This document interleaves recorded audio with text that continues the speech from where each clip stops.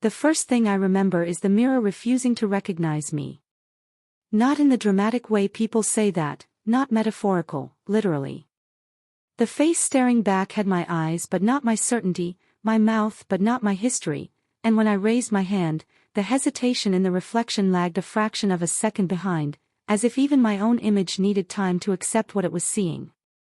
I was standing barefoot on cold clinic tile, a paper gown hanging from my shoulders, and somewhere down the hallway a radio played an old song I couldn't place, the melody thin and warped, like it was coming through water.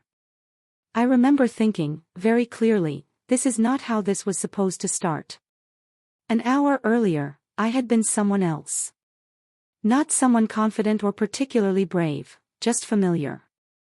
I had walked into the clinic with my shoulders slightly hunched, the way they always were, clutching a folded intake form that smelled faintly of disinfectant and printer ink. The clinic specialized in corrective treatments, a vague phrase that sounded safer than it was. I'd told myself I was here for fatigue, for imbalance, for the sense that my life was permanently out of sync with itself. That was true. It just wasn't the whole truth. The waiting room had been aggressively neutral, beige walls, abstract art that meant nothing, chairs designed to discourage comfort. I remember watching my reflection in the darkened TV screen mounted in the corner. Even then, the mirror motif had begun its quiet work. I didn't like what I saw, but I didn't hate it either. I just felt unfinished. Like a draft saved too early. They called my name, mispronounced it, apologized, and led me back. The nurse had kind eyes and a voice that stayed carefully professional, like she was afraid warmth might cross a line. She explained the treatment in broad strokes: regulation, stabilization, adjustment. Words that slid past the ear without sticking. I signed where she pointed. I always did what people told me when they sounded certain. The treatment itself was anticlimactic. A cool sensation along my arm, a faint pressure behind my eyes, the ceiling lights blurring into something soft and distant.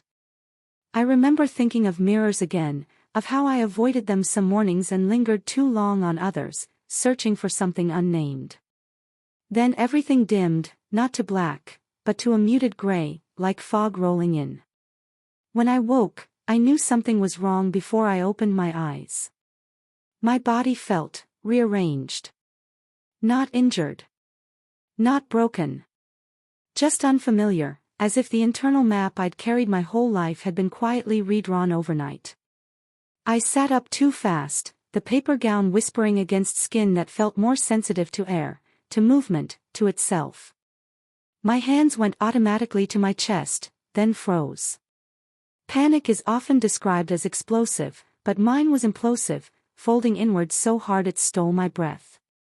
I stood on unsteady legs and crossed the room before I could talk myself out of it, drawn toward the sink and the mirror above it like gravity.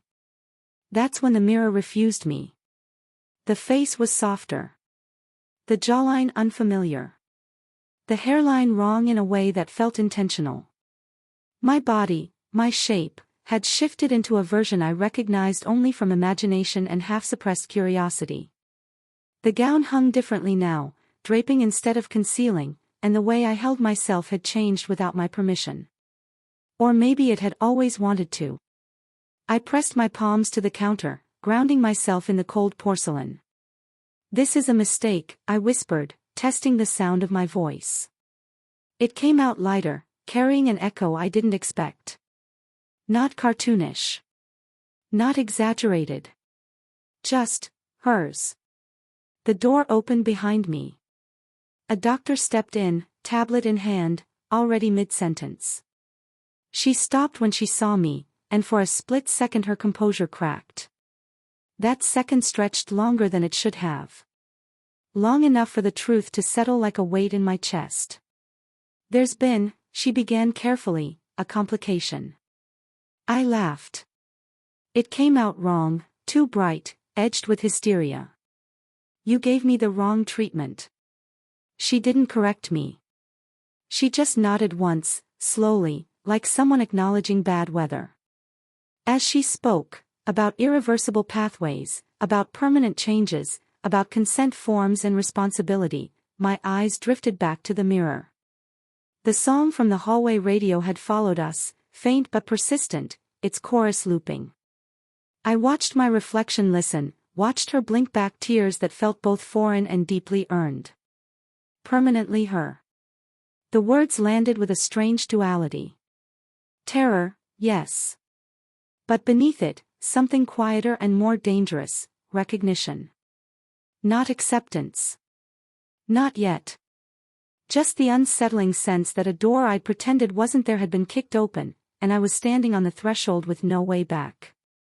I wrapped my arms around myself, feeling the unfamiliar comfort of the gesture, and for the first time, the mirror didn't look away. They moved me to a private room after that, the kind meant to soften bad news with warmer lighting and a box of tissues placed just within reach. I sat on the edge of the bed while the doctor talked, nodding when it seemed appropriate, even though my thoughts kept slipping back to the mirror like a tongue probing a missing tooth. Every few seconds, my hands would twitch, as if they wanted to touch my face again, confirm it hadn't been a trick of glass and panic. The explanation was clinical, rehearsed, padded with disclaimers. A mislabeled protocol. A cascade effect. A treatment designed to rewrite systems, not just soothe them.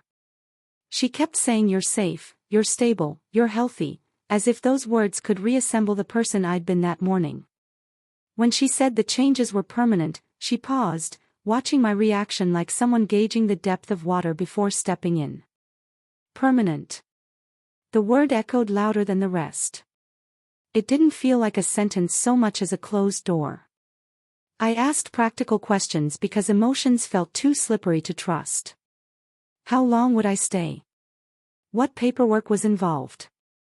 What about my job, my ID, my life outside these walls? Each answer was careful, incomplete. There were processes, support services, apologies that sounded sincere but powerless. At one point she said, "We'll help you adjust," and I almost snapped back, adjust to what? But the question lodged in my throat, unspoken. When she finally left, the room felt too quiet. The radio song had stopped, replaced by the hum of ventilation and the distant murmur of voices through walls. I slid off the bed and stood again, drawn, inevitably, back to the mirror mounted beside the wardrobe. This time, I didn't rush it. I approached slowly, like I might startle the person on the other side. Up close, the details sharpened. The curve of my cheek. The way my eyebrows sat differently over my eyes. Even my posture had shifted, weight settling into my hips without conscious instruction. I tried making faces, frowning, smiling, raising one eyebrow. Each expression landed naturally, as if my muscles had always known these shapes. That frightened me more than the transformation itself. I whispered my name. Then stopped. The sound didn't fit. It wasn't wrong, exactly, but it felt borrowed, like I was wearing someone else's coat. I tried again, softer, then louder, testing how the voice filled the room. There was a tremor there, but also a resonance I didn't remember owning. Shame crept in unexpectedly, curling low in my stomach. Not because of how I looked, but because part of me didn't recoil. Because under the fear and disbelief, there was a flicker of something dangerously close to relief. I pressed my forehead to the mirror, eyes closed, breathing in slow counts like I'd been taught during a long-forgotten stress seminar. You don't get to feel this, I told myself. Not now. A nurse knocked and entered with a folded set of clothes. Temporary garments, she explained gently, sized to fit me now. She avoided pronouns entirely, which somehow made everything heavier. When she left, I stared at the clothes for a long moment. Simple. Neutral. But undeniably not meant for the body I'd walked in with that morning. Changing felt ceremonial. Each movement carried weight. Fabric brushed against skin that responded differently, sending small, sharp reminders that this wasn't a costume I could take off later. When I finally looked back at the mirror, fully dressed, the person staring back seemed more complete, and that thought scared me enough that I had to sit down. I covered my face with my hands, then slowly lowered them again, forcing myself to look. The mirror had become a witness now, not an enemy.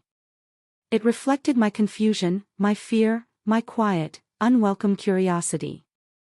Somewhere deep inside, a question surfaced, fragile but persistent: if this is permanent, who am I allowed to be now? The answer didn't come. But the mirror stayed. They discharged me in the late afternoon, sunlight slanting through the glass doors in a way that made everything look sharper, more exposed.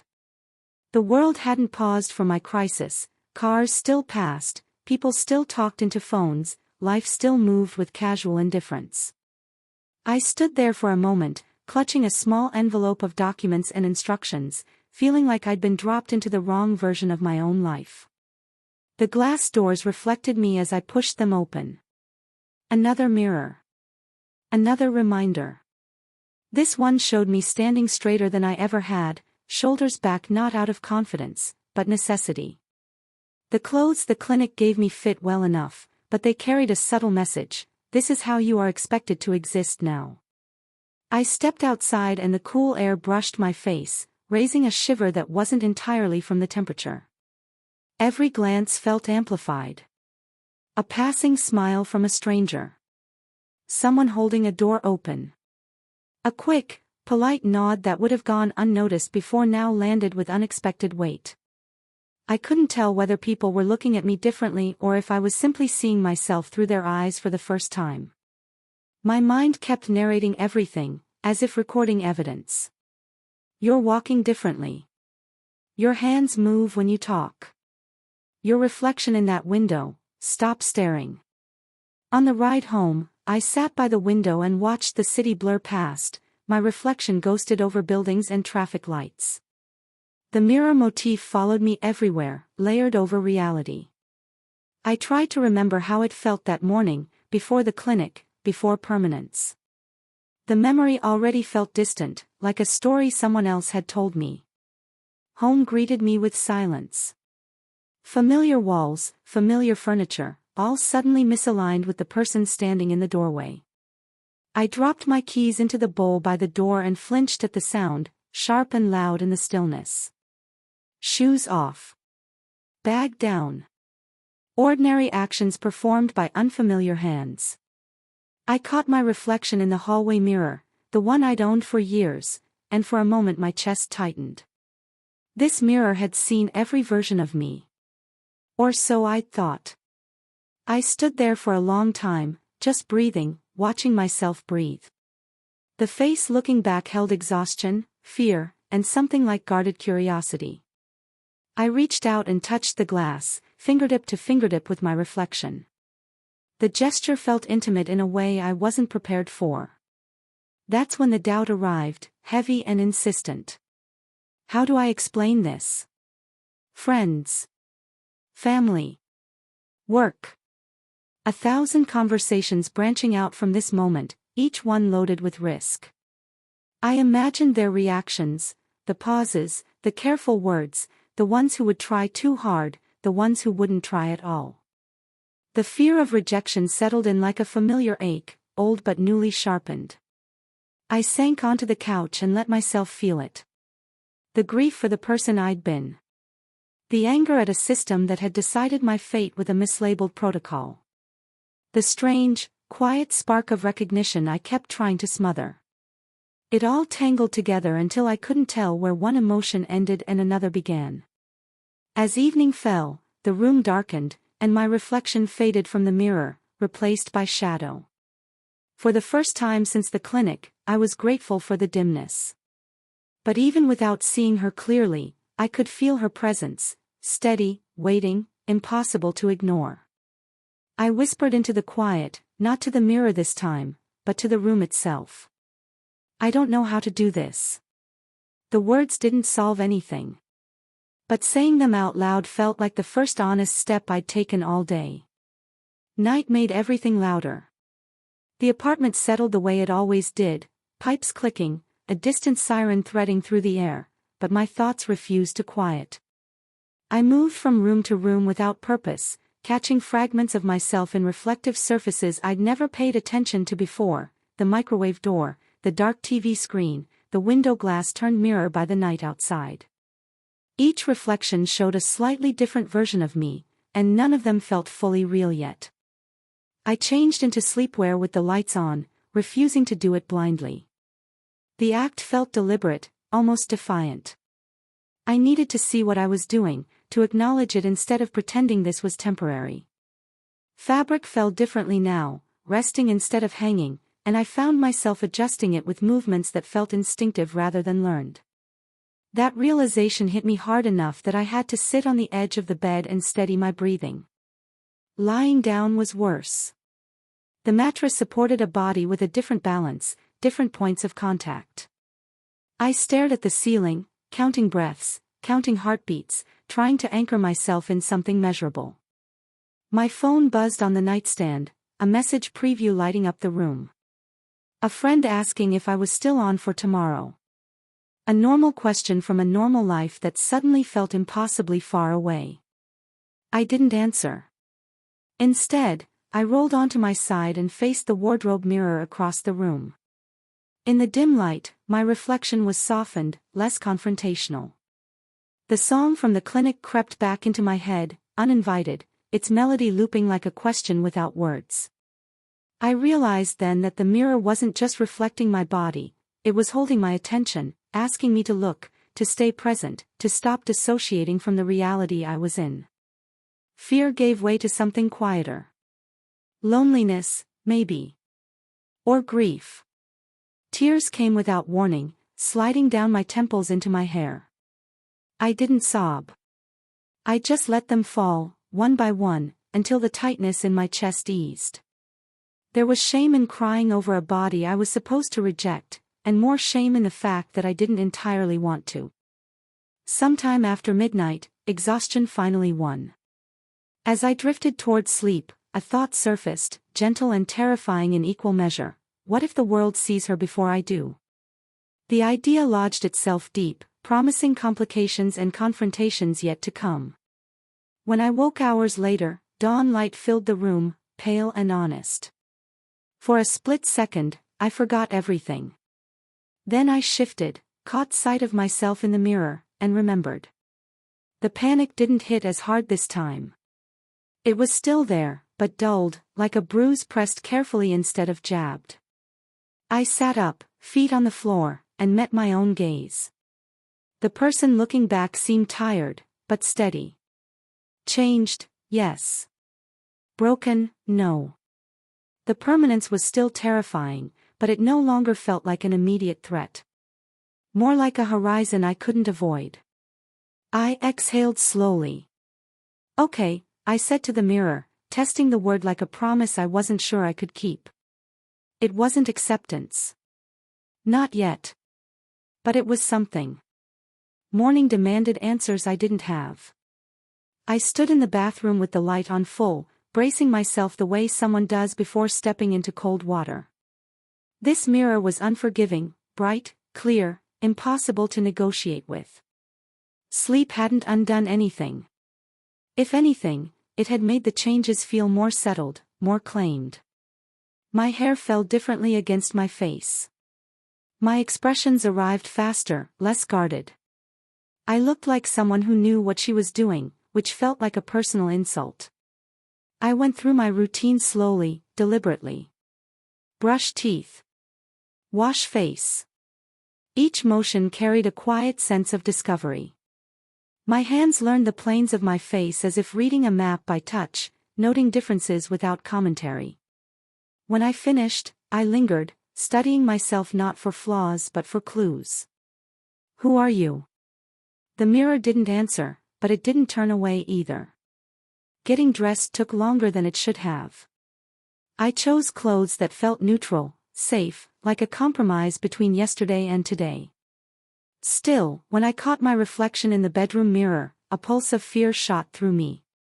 Not fear of how I looked, but fear of being seen. Of walking out into a world that would read me instantly, before I'd decided what story to tell. The phone buzzed again. The same friend. A follow-up message this time, everything okay?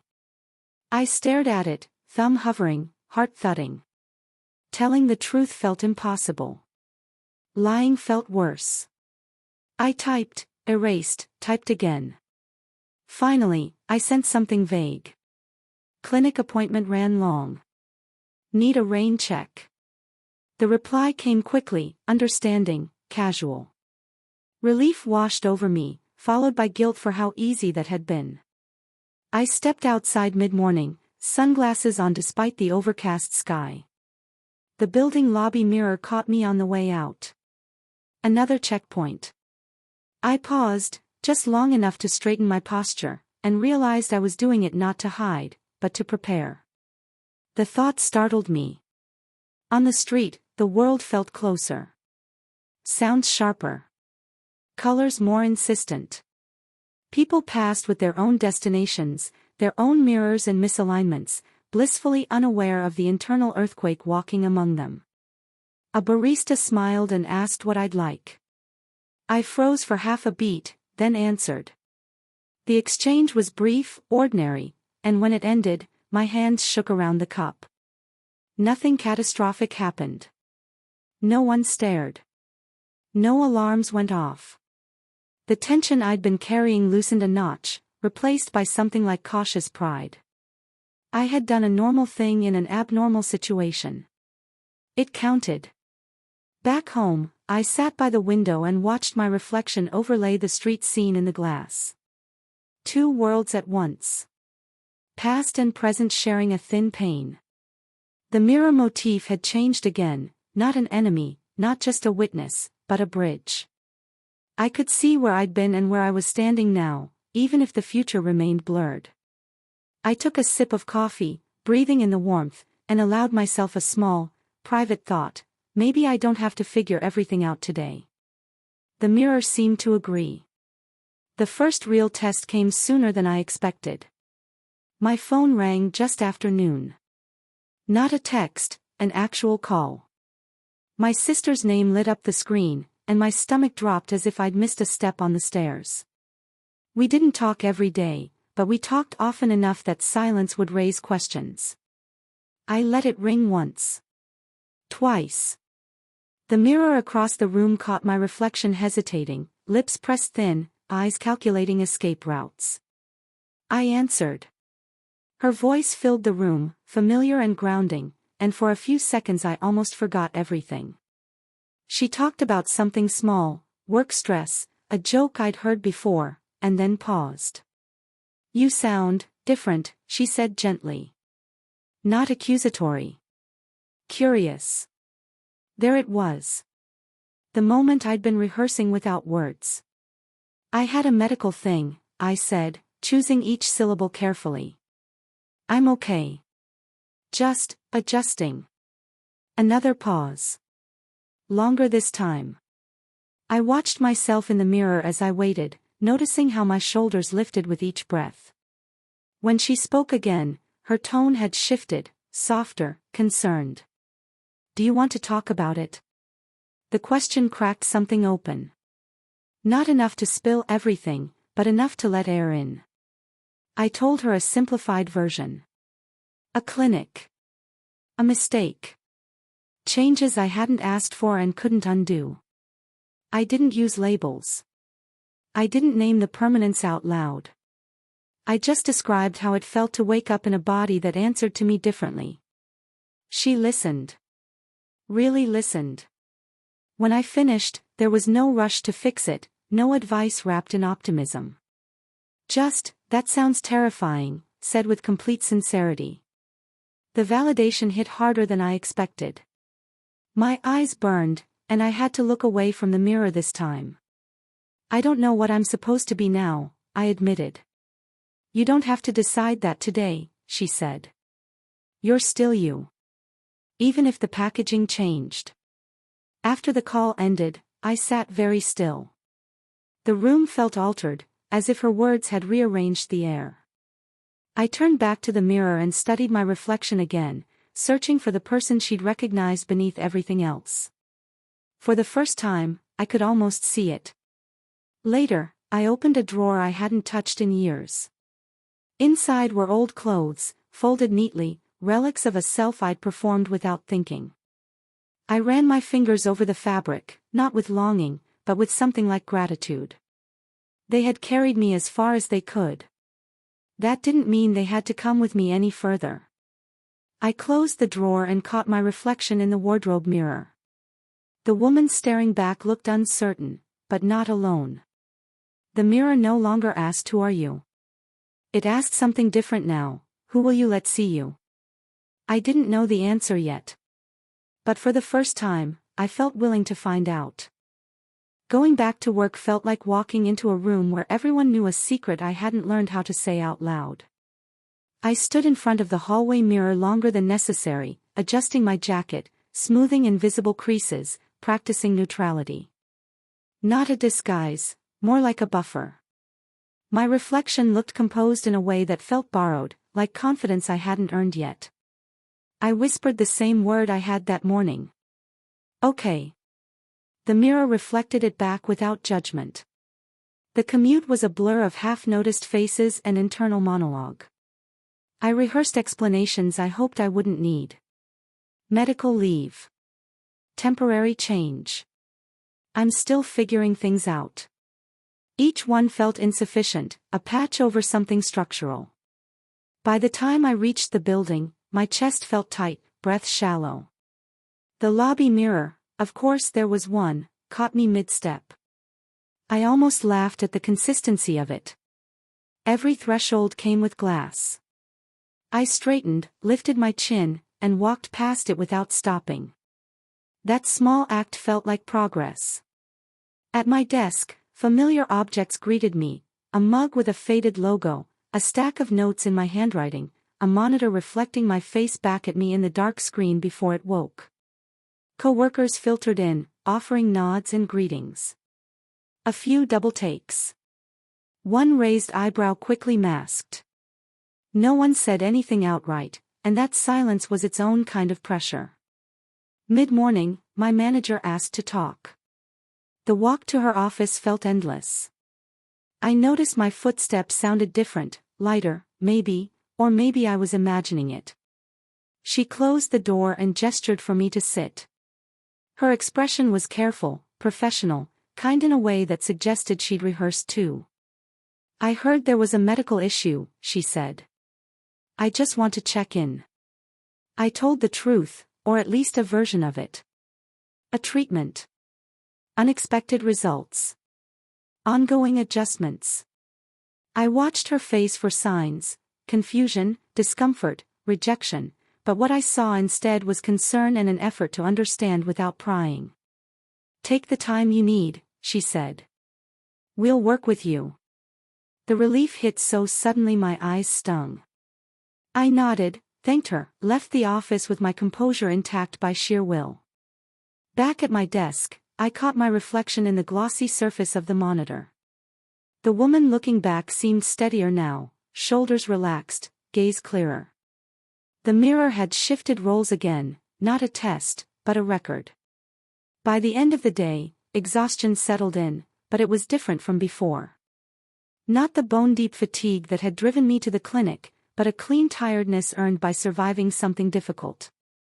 As I packed up, a coworker smiled and said, "See you tomorrow." Tomorrow. The word felt strangely hopeful. Outside, dusk turned windows into mirrors once more. I paused, just for a second, and looked. I didn't flinch this time. The weekend arrived like a held breath finally released. Without the structure of work to lean on, I had time, too much of it, to sit with myself.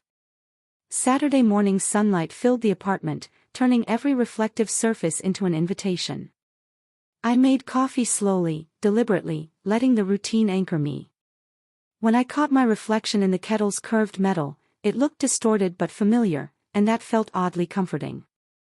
Even warped mirrors still told the truth.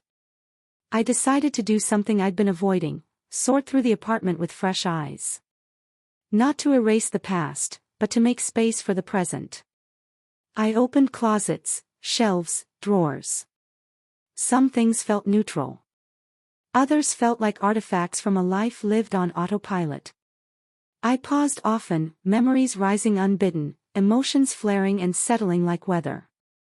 In the bedroom, I pulled a full-length mirror away from the wall and set it where the light hit just right. This wasn't about vanity. It was about honesty. I stood there, barefoot, breathing steadily, and really looked. Not scanning for mistakes. Not bracing for disappointment. Just looking. The woman in the mirror looked real. Not perfect. Not resolved. But undeniably present. I noticed how my stance had softened, how my expressions moved more freely. There was grief in my eyes, yes, but also resolve. The mirror no longer felt like a judge. It felt like a collaborator, reflecting back what I was willing to show. In the afternoon, I went for a long walk. No sunglasses this time. The city felt less hostile now, or maybe I'd grown better at meeting it halfway. A passerby complimented my jacket. A small thing. A normal thing. It warmed me more than it should have. Each interaction added a thread to a fragile new narrative. You belong here, too. That evening, I played music while cooking, and the song from the clinic finally surfaced, found, not imagined. Hearing it clearly, in my own space, changed it. What had once sounded ominous now felt reflective, almost hopeful. I caught my reflection in the dark window, city lights behind me like a constellation, and realized the motif had completed another turn. The mirror wasn't just showing me who I was becoming. It was showing me where I stood. Before bed, I stood in front of the mirror one last time and said my name again. It still felt borrowed, but less so. Like a word breaking in slowly, learning its weight. I smiled. The mirror smiled back. Sunday brought quiet courage. Not the loud, triumphant kind people post about, but the subtle kind that shows up when you stop bracing for impact and start standing anyway. I woke early, the apartment still wrapped in that soft hush that makes everything feel possible. For once, the first thing I noticed wasn't fear. It was balance. My body felt settled, like it had finally agreed with gravity. I stood at the mirror and tied my hair back, watching my hands move with an ease that would have startled me a week ago. The reflection didn't feel like a surprise anymore. It felt like continuity. Different chapter, same book. I decided to meet my sister. We chose a quiet cafe halfway between our places, neutral ground. I arrived first and picked a table near the window, my reflection faint in the glass, layered over passing traffic. When she walked in and spotted me, there was a moment, brief, honest, where recognition recalibrated. Then she smiled. Not polite. Not careful. Just her. We talked. About the clinic. About anger and loss and the strange, guilty relief that sometimes surfaced without permission. I told her about the mirrors, how they'd followed me like punctuation marks at the end of every thought. She laughed softly at that, then grew serious again. You don't look lost, she said. You look, in transition. The phrase stayed with me long after we hugged goodbye. That afternoon, I wrote for the first time since the clinic. Not explanations. Not plans. Just impressions. How light hit glass. How my reflection changed depending on where I stood. How permanence didn't feel like an ending anymore, more like a commitment I was still learning how to honor. As evening fell, I stood at the window and watched the city lights come on, my reflection merging with them. For the first time, I didn't try to separate the two images. I let them overlap. The mirror didn't ask me anything that night. Monday arrived with paperwork. Not just forms and emails, but the quiet administrative weight of permanence. I sat at my desk at home, laptop open, documents spread around me like evidence of a life mid-revision. Names. Markers. Boxes that insisted on clarity when I still lived in nuance. Each checkbox felt heavier than it should have, as if I were being asked to declare something internal before I had the language for it. I took breaks often, standing to pace, inevitably passing the mirror in the hallway. It had become a kind of metronome, marking time between decisions. Each pass, I caught a glimpse of myself and measured something intangible: steadiness. Some moments I had it. Some moments I didn't. Both were allowed. One form asked for an emergency contact. I typed my sister's name without hesitation. That surprised me. Trust, it turned out, had quietly shifted shapes too. Later, I stepped out to run errands. Mundane ones, groceries, a pharmacy stop, but they carried a strange gravity now. In the pharmacy aisle, I caught my reflection in a convex security mirror above the shelves. Distorted, smaller, surrounded by products promising improvement. I smiled at the absurdity of it. For once, I didn't feel the urge to fix anything. At the checkout, the clerk asked, "Did you find everything okay?" I answered yes, and meant it. That night, as I set the papers aside, unfinished but no longer intimidating, I stood in front of the mirror and practiced something new. Not explanations. Not defenses. Just presence. I looked myself in the eyes and let the silence stretch. The woman there looked capable of continuing, even without all the answers. I turned off the light, leaving the mirror dark. Not avoidance. Just rest. The first social outing since the clinic felt like stepping into a wind tunnel. A friend had invited me to a small gathering, nothing big, just a few familiar faces at a quiet cafe. I hesitated for hours before deciding.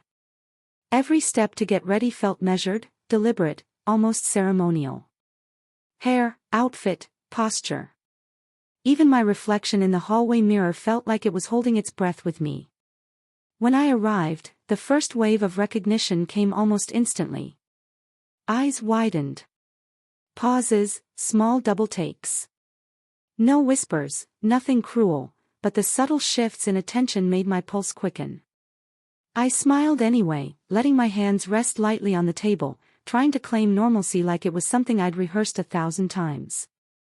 Conversation started awkwardly.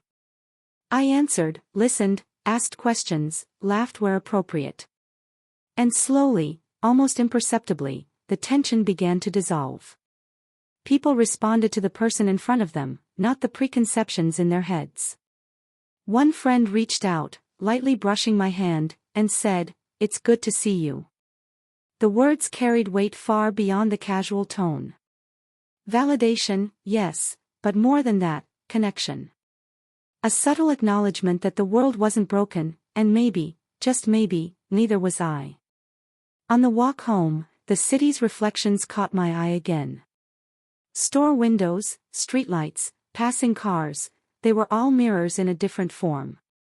And I realized the motif had evolved. Mirrors weren't just about appearance anymore. They were about seeing, being seen, and slowly learning that those two things could coexist without fear. That night, standing in my bedroom before bed, I lingered in front of the mirror. The reflection was softer now, confident in small increments, but still real.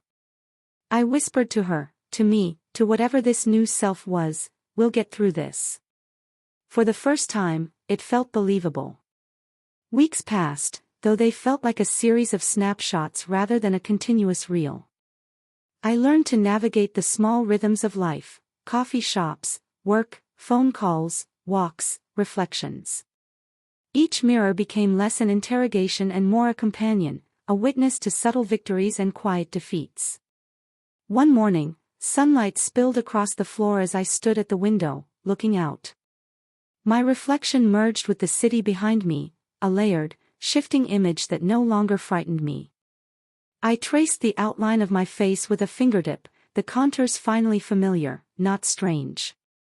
I realized then that permanence didn't have to feel like a cage. It could be a foundation. I visited the clinic again, not out of obligation, but to reclaim my narrative. The doctor greeted me with cautious warmth, and for the first time, I could talk without panic lacing every word. We discussed support options, social resources, counseling, tools for thriving, not just surviving. I left with papers in hand, but also a strange lightness, like walking out of a room that had weighed on me too long. At home, I dressed in my own clothes for the first time in weeks. The fabrics felt like allies, supporting a body that had learned new rules but kept its essence intact. I caught myself in the mirror and smiled without hesitation. The reflection looked whole, not perfect, but undeniably me. That evening, I sat by the window with a cup of tea, city lights scattered like stars behind the glass. I whispered my name aloud, just once, and let it settle. I am here. I am her. And I am still me. The mirrors in the apartment reflected me, yes, but they reflected more than appearance now. They reflected resilience. Courage. The ability to endure and adapt. I realized that my journey hadn't erased who I was, it had layered experience onto identity, depth onto surface. I was not lost. I was evolving. And in that quiet, mirrored room, I finally let myself believe it, this life, permanent and rewritten, was mine to live.